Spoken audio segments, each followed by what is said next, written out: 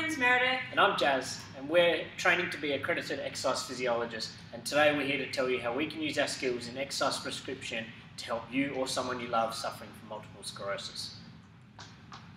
Firstly, let us tell you a little bit about our profession. Accredited exercise physiologists, also known as AEPs, are a relatively new allied health profession. We specialise in providing exercise prescription for people undergoing rehabilitation, the elderly, and those of us that suffer from chronic and complex diseases and conditions. These can include, but are not limited to, diabetes, obesity, high blood pressure, asthma, chronic obstructive pulmonary disease, Parkinson's disease, and of course the reason we're all here, multiple sclerosis.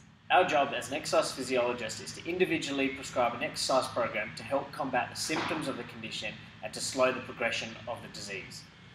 Meredith will now talk to you a little bit more about multiple sclerosis in more detail so you can understand more about the condition. Multiple sclerosis, commonly referred to as MS, affects 23,000 Australians and 2.5 million people worldwide. It is a disease of the central nervous system, meaning that it affects the brain and the spinal cord, while the nerves of the limbs are unaffected. It occurs when a virus attacks the central nervous system and causes an abnormal immune response, resulting in the degeneration of the central nervous system because the body is attacking itself. This degenerative process begins early in the course of the disease and progresses throughout the life of the person, and it all has to do with this: a nerve cell.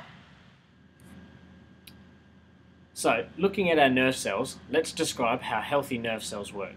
So, just as background, nerve cells carry signals from your brain to the rest of your body. The way it does this is it basically sends a message all the way down the nerve cell and then to the other one and continues on. These little lumpy bits, as you can see, there's 3 on each one, that's called myelin, and what it does is it acts like a blanket or an insulation, and that will speed up the signal. So think about the plastic around a copper wire. The way it speeds up the signal is that instead of running all the way down both nerve cells, is it jumps. And as you can see here, it skips from one to the other and then one to another. And this conducts signals at a very high rate. Now that we've had a look at how a healthy nerve cell operates, let's see how it works in someone suffering from multiple sclerosis. So in MS, the immune system attacks the nerve cells so that the myelin doesn't operate the same way. So here we can now see that their scarring has occurred, and that's where the sclerosis part of multiple sclerosis means. Because there's scarring, there's now a lack of insulation, which means the signal isn't sent down the nerve cells as quickly, so it's going a lot slower. This process will happen progressively over time, as MS is a degenerative disease, so the more time you have with MS, the worse this condition will get. That's not always 100%, as the condition can either be stable or the person can experience relapse where the condition gets worse. Management strategies, including medication, or in our case exercise, can help to slow the progression of the condition. MS can affect people in many different ways with a variety of symptoms which can change and progress throughout the course of the disease. It is through exercise that AEPs can help you to manage your individual symptoms, exacerbations, triggers and relapses, as well as your general health and well-being.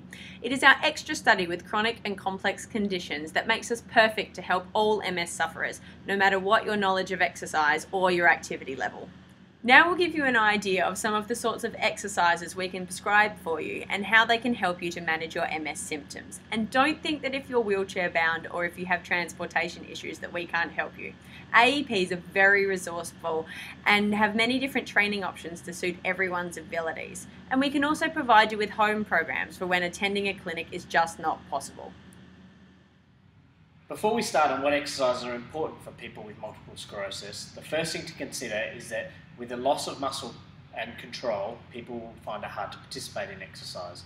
This is where an exercise physiologist can help you with the types of exercise that will best benefit you. A lack of participation in exercise can lead to what's called secondary disuse, which basically means that because you can't participate in exercise, you set yourself up for other conditions or diseases. So remember, use it or lose it. First exercise type we'll look at is resistance training. There was an old belief that resistance training actually used to flare up symptoms in people suffering from MS. However, no study to date has actually reported that it makes your symptoms worse. In fact, what it does show is that symptoms get better and overall function gets better. Certain things that resistance training can help with are things like your walking speed and endurance, which will naturally slow down as the condition gets worse. It also improves your immune function, improves your respiratory strength, so things like your heart and your lungs, and also reduces your fatigue, so you don't get tired as easily. 2 to 3 sessions per week of resistance training exercise has been shown to be beneficial. However, if you can't do this, something is better than nothing. An exercise physiologist can help you determine what intensities are best for you. By utilising flexibility training in your exercise program, we can help temporarily reduce any MS-related spasticity you might experience. Tight muscles also pull your body into abnormal positions which can cause secondary pain. They can also be quite weak, so by stretching them we can help resistance training to take maximum effect. We can help you by giving you stretches you can do yourself, teaching your carers, partners or loved ones how to stretch you, and also stretching you ourselves for maximum benefit. Aerobic exercise of low to moderate intensity, such as cycling or walking, can be well tolerated for people suffering with MS. It has been shown that physiological and psychological processes can improve after commencing an aerobic exercise program. These include a stronger heart, increased muscle strength, improvements in lung function, mood state improves, and functional capacity improves. Certain risk factors need to be eliminated prior to starting an exercise program. This means you need to consult an exercise physiologist to help you with that. According to the MS Society of Australia, approximately 75% of MS sufferers experience problems with their balance throughout the course of the disease. There are 2 types of balance. The first is static, which is your balance when you are standing still, such as standing on one leg. The second is dynamic. This is the balance you use when you are moving through space, such as walking or stepping over obstacles. We can help you with your balance by strengthening the muscles that help you to remain upright and move efficiently. We can practice tasks and put you into situations where your balance will be tested but in a safe environment. And we can work on training your vestibular system. That's the system where your inner ear tells you which way is up and where your body is in space. We do this by doing head movements and also having your eyes closed while balancing, so you learn to not only rely on your eyes but on what your body is telling you. By improving your balance, we also reduce your risk of falls, helping to prevent other potential problems and injuries in the future. A great way to exercise is on or in the water. Because we are so buoyant in water, if you're a person that struggles to hold their own body weight on land, you might be able to perform tasks in a pool that you wouldn't normally be able to do. This buoyancy can help you to move your joints through a full range of motion as you're not struggling against gravity. Another great benefit is that the pressure of the water on your body can help to counteract some swelling you might be experiencing. All of the exercise types we've talked about today can be done in the water. Aerobic exercise can be done with walking, swimming, or an aquarobics class. Resistance training can be done with floating dumbbells so that you're pushing against the buoyancy of the water.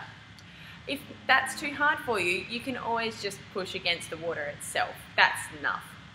With balance, there is much less chance of injury with falling, and the water provides an extra challenge. Finally, flexibility. You can move your own limbs, or somebody else can move you through the water to provide you with those stretches. Being in the water is a great way to exercise and relax for sufferers of MS in all stages of the disease. Many pools have ramps or lifts to help you get in and out of the water, and a variety of flotation devices can be utilised to keep you safe and above water, even if your control over your limbs is really limited. It really is a great way for everyone to exercise. Last but not least, a really important thing for people with MS to consider when exercising is their difficulty in regulating body temperature. An increase in body temperature causes the signals running through the nerves to slow even further, resulting in a worsening of your symptoms or an onset of new symptoms for up to 24 hours. Obviously, undertaking exercise is going to increase your body temperature, so it is important that we take steps to regulate your temperature while you are reaping all the benefits that exercise has to offer.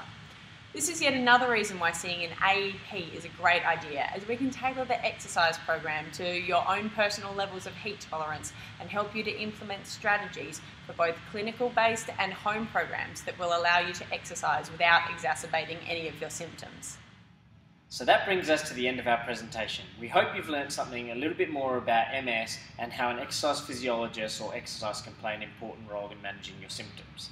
If you would like to learn a little bit more about exercise physiologists or to find an exercise physiologist near you, please visit this website, essa.org.au, or if you'd like to find out more about MS, visit msaustralia.org.au.